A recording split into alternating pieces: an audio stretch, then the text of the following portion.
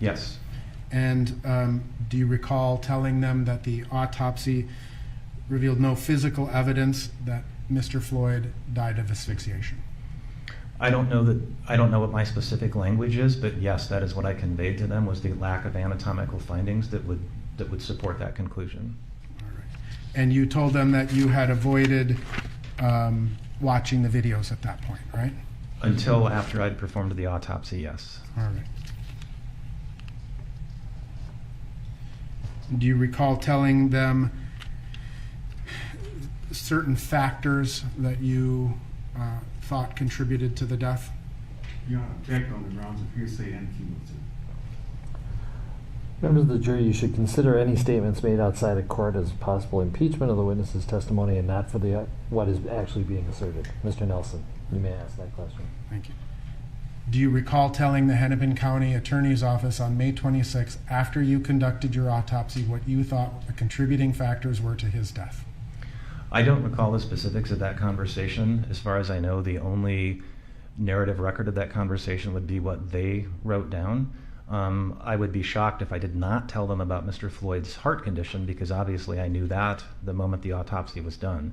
I couldn't have known the toxicology results the afternoon of the autopsy because I wouldn't have those back for several more days. So you found initially that his heart condition was pretty significant, right? Yes, you would know that walking out of the autopsy suite. You received the toxicology on June 1st of 2020? Could I refer to my record and see if that's correct? Yes. On or about June 1st?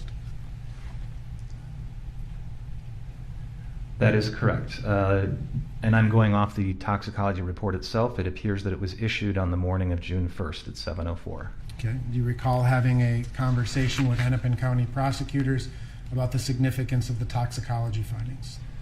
I recall having the conversation. I don't recall the specifics of it, but I'm certain that I would have relayed the toxicology findings to them. Do you recall describing the level of fentanyl as a fatal level of fentanyl? I recall describing it in other circumstances. It would be a fatal level, yes, in other circumstances. And would you agree that one of the causes of the pulmonary edema that you communicated to the county attorneys was also fentanyl? Fentanyl can certainly be a cause of pulmonary edema. As I indicated earlier in previous questioning, it's confounded by the fact that Mr. Floyd had quite a bit of CPR, and so I find the pulmonary edema much less specific, given that he survived and made it to the hospital for a period of time. Do you recall telling the county attorney's office that had you found Mr. Floyd under different circumstances, you would have determined this to be a fentanyl overdose?